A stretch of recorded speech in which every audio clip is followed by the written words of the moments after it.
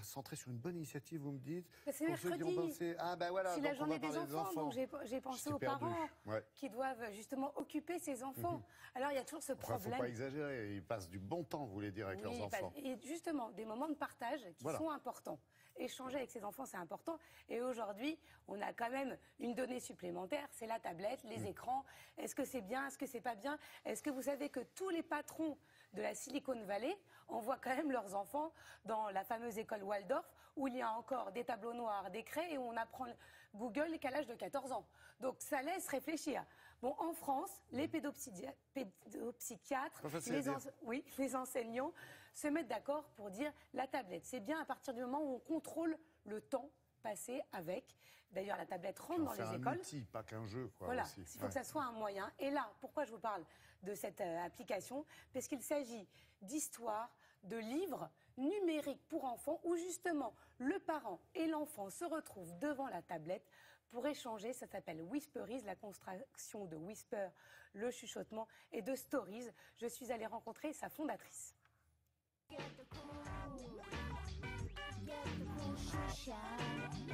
Whisperies, c'est une bibliothèque de livres numériques pour enfants de 2 à 10 ans. Alors c'est vraiment une bibliothèque pour le numérique avec des animations, les accompagnements sonores. Aujourd'hui, on a plus de 140 livres et chaque semaine, il y a un nouveau livre à découvrir avec les enfants. Moi, je suis maman de 2 enfants et c'est vrai qu'en étant équipée d'une tablette, je ne retrouvais pas tous les graphismes et la richesse qu'on peut avoir dans la littérature jeunesse. Et j'avais vraiment envie de partager avec mes enfants tout ce qui est culture graphique, des univers différents. Et à ce moment-là, je me suis dit, on a le numérique maintenant avec nous, on va pouvoir proposer à divers talents, des auteurs, des illustrateurs, de pouvoir créer leurs propres livres numériques en jouant vraiment sur l'immersion dans l'histoire. Il était une fois une petite fille qui avait un rhume. À cause de sa différence, aucun fantôme ne veut jouer avec Koulimi. On a travaillé et on travaille toujours avec des pédopsychiatres, des orthophonistes, par rapport déjà à nos contenus, mais aussi par rapport à l'exposition à l'écran. Ce qui est important, c'est d'avoir des moments qualitatifs de partage entre enfants et parents, et la tablette peut être un excellent vecteur de découverte. On a mis en place un système qui permet de trier les histoires par rapport au temps d'exposition à la tablette. Les parents choisissent de mettre les enfants en autonomie 5, 10, 15 minutes, mais sans avoir les yeux rivés sur le chrono.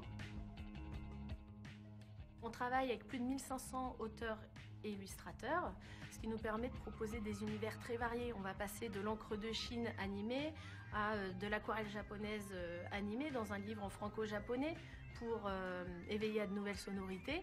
Et on va passer d'un style BD, un style manga, vraiment pour ouvrir l'univers créatif des enfants.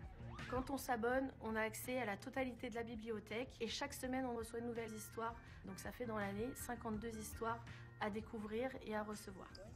La princesse Éléanore se promène dans la cour du Comment elle château. nous dit, Adam, donc payant?